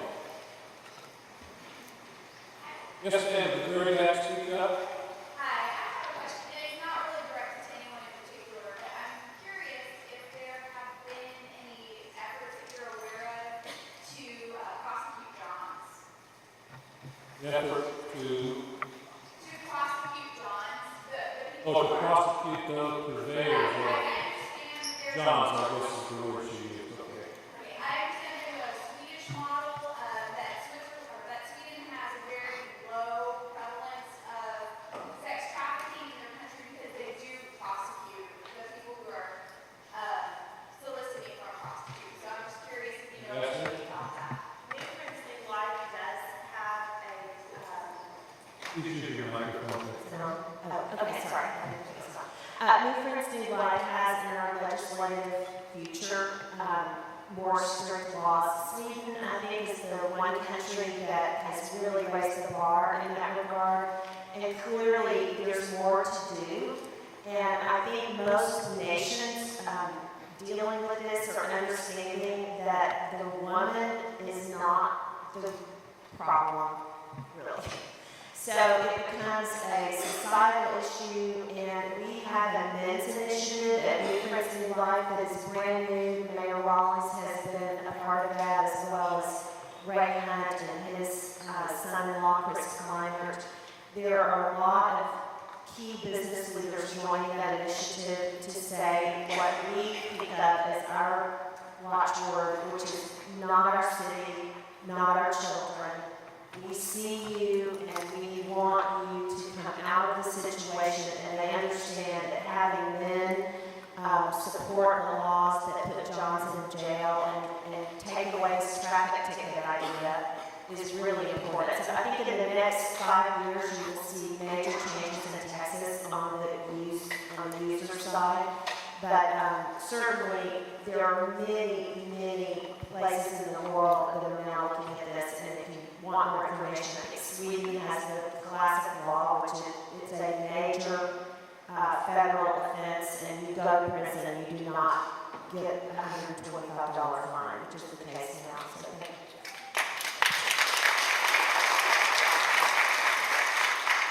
The answer is no, not yet. And you sitting here can make it happen by supporting the initiatives that Liz shared with us, and being more proactive in our own communities to make it happen. My grandmother used to say that when you point your finger, there's always three more pointing back at you. And that's true with us. We can talk about it until we take a step forward. It's not going to change. Next question. Yes, ma'am. Ms. Thomas, you talk about helping a lot of these young girls especially.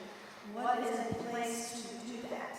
You talked about trying to stop the trafficking, but what kinds of programs for shelters or things of that sort are in place to try and help?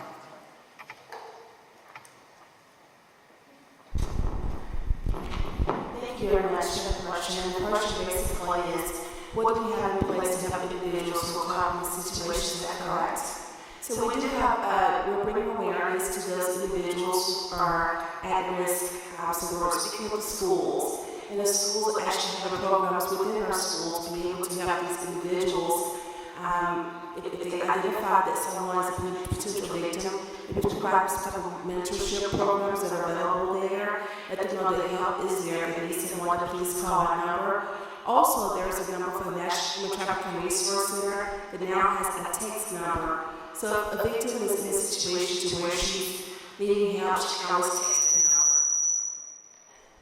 She can always text that number and ask for help, and there are resources that are out there. Bill, do you have anything you want to add? I have a question about contact information for New Friends in New Life, and then also, what are the statistics of any on children that are abducted that are put into human trafficking?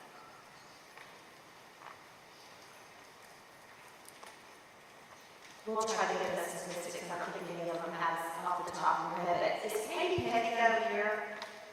Katie Pettigo in the back? Okay, New Friends New Life is on the website, and it's www.org, and I can give you the information also afterwards. But I'd love to have any of you help us on legislation or volunteer with our women.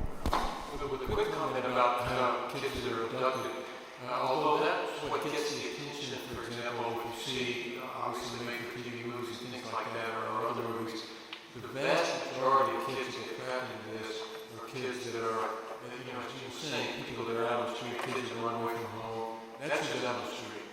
It has other social causes. There's also, there's also a Texas Human Trafficking Prevention Task Force report in 2014. It was published in December 2014. Has some really great statistics on arrest data and related to prosecutions as well. So if you Google that, it will come right up. It's on the Attorney General's website.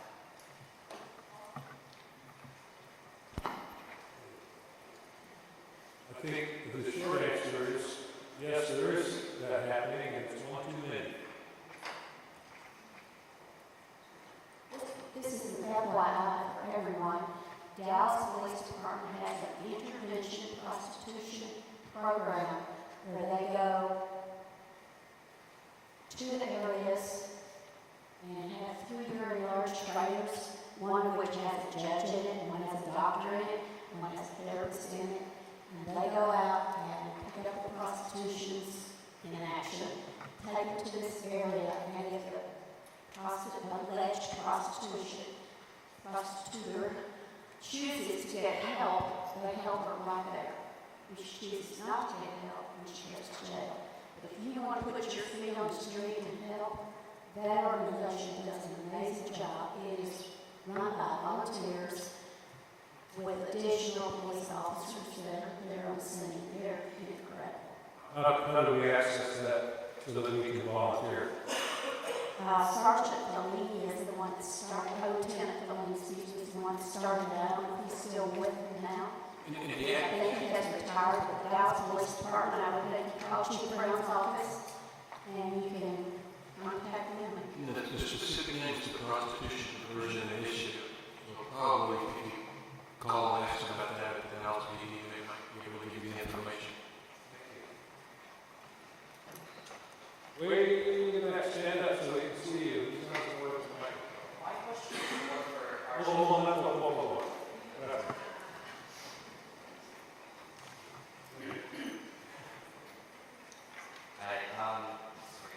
My question is for Archbishop Moxon. We're talking about making sure we have accountability for supply chains. And my question is, I was working with workers in the Dominican Republic. We were talking about the Fair Labor Association and how corporations sometimes don't necessarily have the best checks themselves. How is we as a faith community make sure that our watchdogs are essentially safeguarding or not like using the system as well, if that makes sense?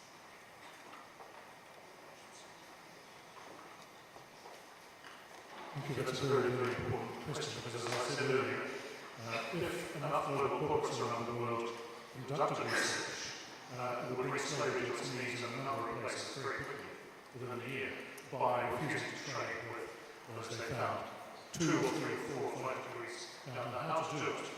We've already practiced this through the Minderoo Foundation and Forestry Mills in Western Australia, who are one of Australia's largest mineral extraction industries, and it happens to be that Andrew Forrest was the founder and CEO of that group, who's now on the Global Free Network Board of Directors. And he practiced what he was preaching in his own industry. He got people to go to the first known supplier, to the supplier of the supplier, to the supplier of the supplier of the supplier of retail products, raw materials, and he kept going everywhere in all of his industry. He found 3 large slavery-associated activities, 4 or 5 degrees down the chain.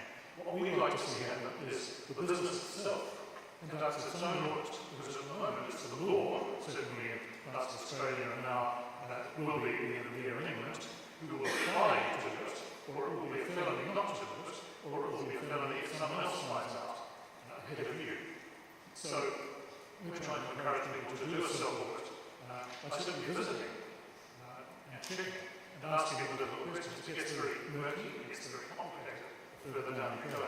But I would also say there's a proactive initiative that needs to happen alongside auditing, and that is, we want a bankrupt slavery as a commercial activity.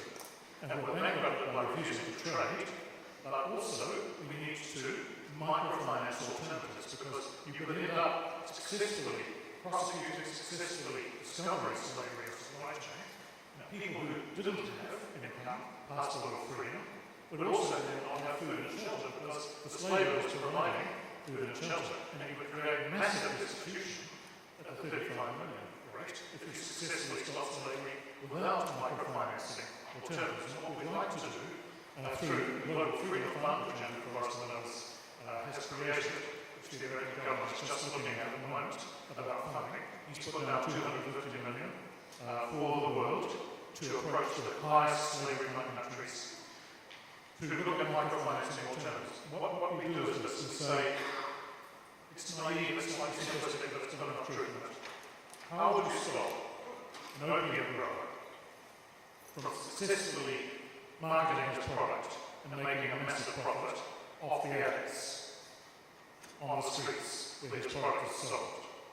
Prosecution will go so far, education will go so far, but what we want to do is shut it down as a business. So we would say, how do you stop an opium grower from making a massive profit? You make it more lucrative to grow orchids near where he is operating. And that will require a massive cash injection to stimulate and capitalise microfinance businesses in countries, in high slavery countries. And that's why the Global Freedom Fund to end slavery is taking a commercial approach. So you need the negative audit, and you need the proactive business approach. If you don't mind, I'd like to add a little something to that. I'm very gratified to hear that question and hear the Archbishop's comments. And I want to mention a couple of things that have been done internationally in this country. The oldest anti-slavery organization in the world is based in England, and they did something about carpet making. So that any carpet that you buy, there's a certain tag that they put on. It's been a while in the United States.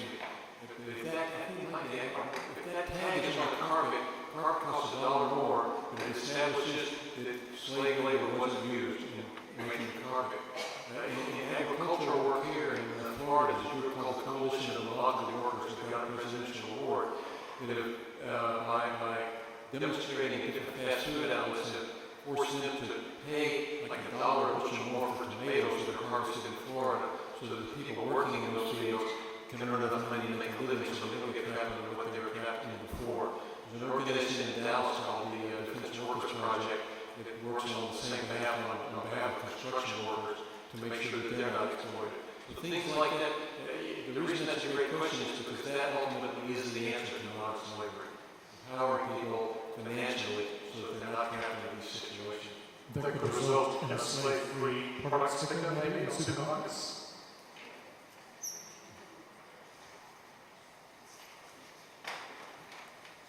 I'm going to go back here to your questions. Two more questions. Hey there. I'm a college student, and I've worked extensively with refugee trafficking and trafficking organizations in different homes. It is my desire to end slavery within my life. So I am kind of curious what you would recommend in the future and how to really pave the way to get sensibly plugged into that, into what is needed, what is most needed, and how is it best to help, and what are avenues that can push me towards. Can a college student get involved in one of the things that we can do? Yes, and what dangers are available in vanilla and what are good. One thing that people in college, a lot of students contact us, do volunteer work, do some sort of volunteer work at some of the different agencies that are doing this work. That's really an opening to find out what's going on. And just different work in the social sciences field will make you aware. There's other stuff also. I think doing some sort of volunteer work or internship at different agencies is really a start to get involved. Whatever you do, don't let your heart and passion diminish. Go ahead, Jeanne.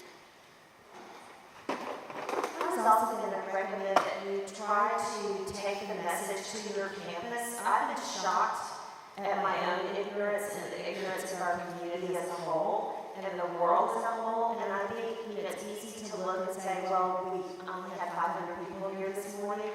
But I think if every single person this morning takes the message to their Facebook page, to their church, to their college, and I would encourage you to look across your campus and make sure that this message is being spread through your fraternities, sororities, your service clubs, your student government, because I really do think the time is now for this issue, and I think your voice will be heard and received. So I encourage you to do that. Do not be discouraged. My boss will start with 12. One last question, right here in the very back. I'm from Houston, and I believe that Houston is actually number 1 in terms of trafficking in the state, and Dallas is number 2.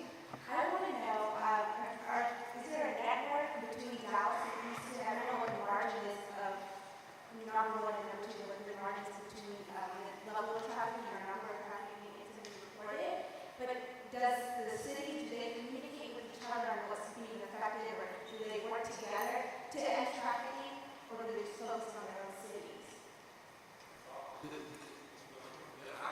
There's been some national conferences on trafficking that the Department of Justice has put on involving, because there are task forces, as Tammy talked about, the group here in North Texas anti-trafficking team.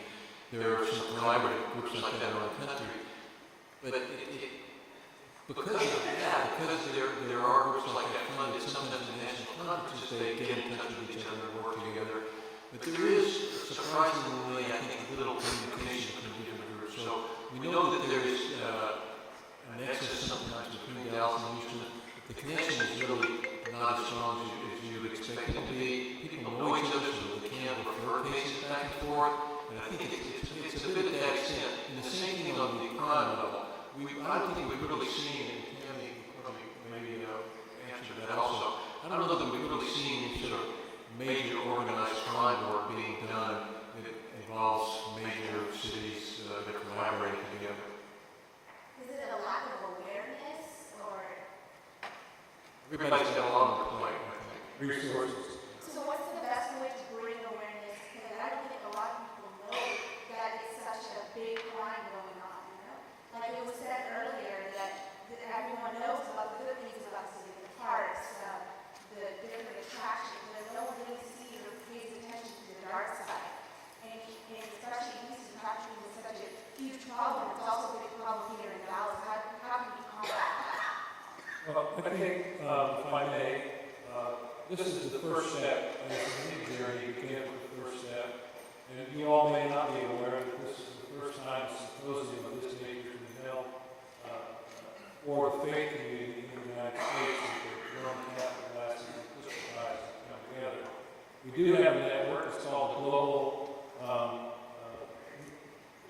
Freedom Network. That's a big step. And this part of the United States is part of the global community, as is now. So we can resource and help do that. We can take our step from this day, this community, and stand up and put a stake in the ground and say, the end's here, we're going to take responsibility. So resources are here available, and we will be, particularly Episcopal Diocese of Dallas, St. Michael, and other parishes in the diocese will be happy to help you establish anything you like. We're ready to go. We need young folks like you with a heart of that. I would also say, in regards to your question with regards to awareness, when I speak to different businesses, schools, I do encourage them to perhaps put information to their newsletters, their bulletins, hang up posters, as was mentioned earlier, Facebook. Go out there and be very visible and vocal in your efforts with regards to awareness, because again, people don't know that this is actually happening in our neighborhoods. So if you group together, maybe have a watch party for a movie like Taken and discuss those different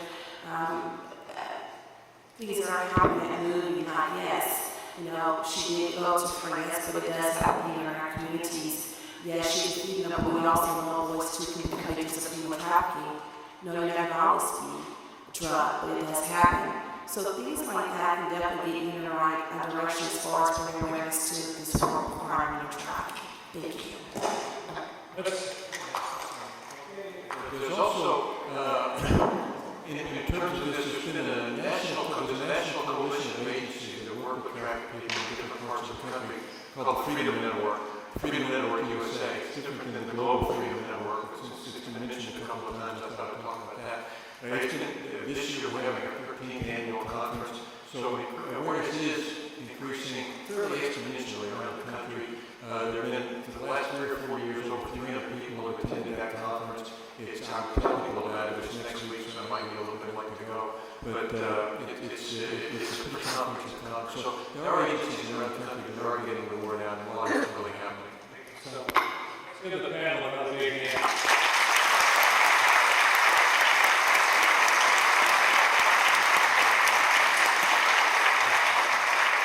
Father Downs, thank you again for your hospitality, and thank you, Marla, for pulling us all together, and our guests here at Arlington. Thank you so much for being here. Please stand. Gracious Father, we give you thanks for this day and for adding it to our lives, and we pray your blessing upon the good work that is to be done in trafficking, that we may be instruments of your grace and your peace throughout this world, throughout our own communities. We pray that your hand of grace will descend from your throne and touch us so that we may have the strength and courage to do those things, hearing the voice of those who have no voice. Today may experience that peace that passes all understanding. Dismiss